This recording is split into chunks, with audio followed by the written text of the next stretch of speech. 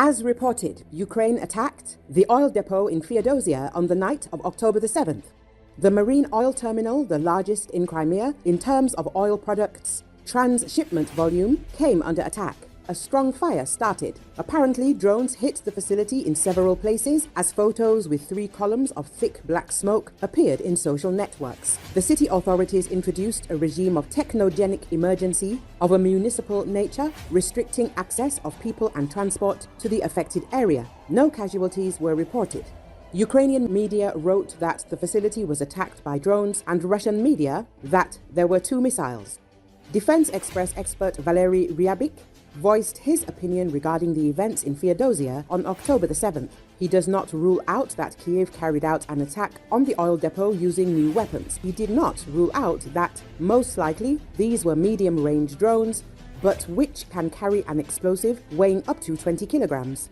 It is possible that the range of the drones is from 500 to 600 kilometers. Ryabik does not rule out that Kyiv used one of the 3 types of Palyantsia drone missile in yesterday's operation.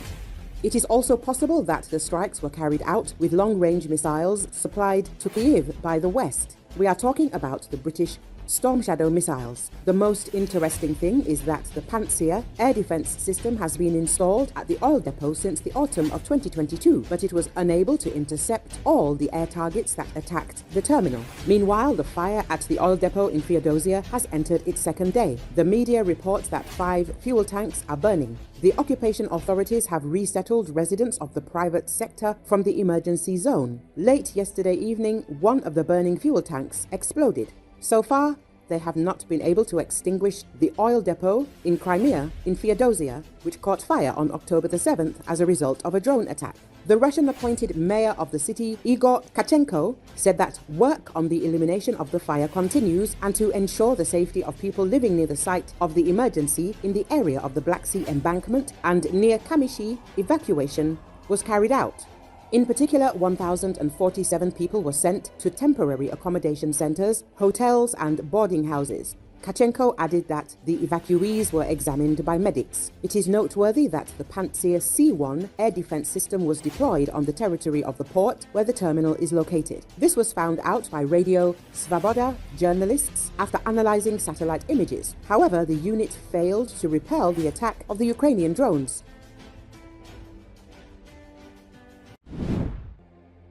Victor Bout, an arms dealer sentenced to 25 years in a U.S. prison, has reportedly been negotiating the sale of firearms to Iran-backed Houthi militants in Yemen after his release through a prisoner swap. The Wall Street Journal reported this, citing a European security official and other sources familiar with the matter. Bout, often referred to as the Merchant of Death, was released nearly 2 years ago following a high-profile prisoner exchange between the U.S. and Russia. According to the Wall Street Journal sources, Bout has since established contact with Iranian-backed Houthi militants in Yemen and is negotiating a deal to sell small arms, including AK-74 rifles valued at $10 million. While in prison, Bout had a portrait of Russian President Vladimir Putin on his cell wall and expressed strong support for Russia's invasion of Ukraine.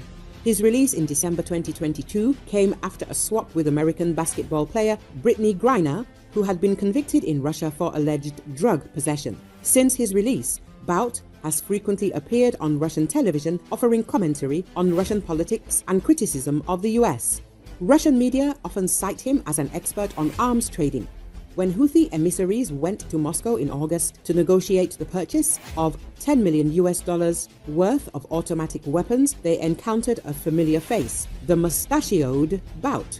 Wall Street Journal reports. According to Wall Street Journal sources, the negotiations centered on the supply of AK-74 rifles, with additional discussions about the sale of Kornet anti-tank systems and anti-aircraft weapons. These arms deliveries could reportedly begin in October, disguised as shipments of food products to the port of Hodeidah, where Russia has already delivered grain.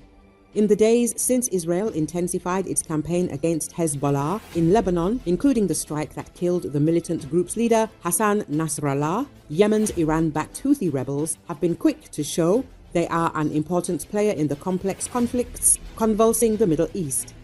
In a brazen attack, the Houthis fired a ballistic missile at Israel's main airport. It is expected that the Houthis will use the weapons bought from the Russians against Israel. Recall, Bout gained notoriety in 2005 when the US imposed sanctions on him for trading weapons in exchange for diamonds with former Liberian president and convicted war criminal Charles Taylor.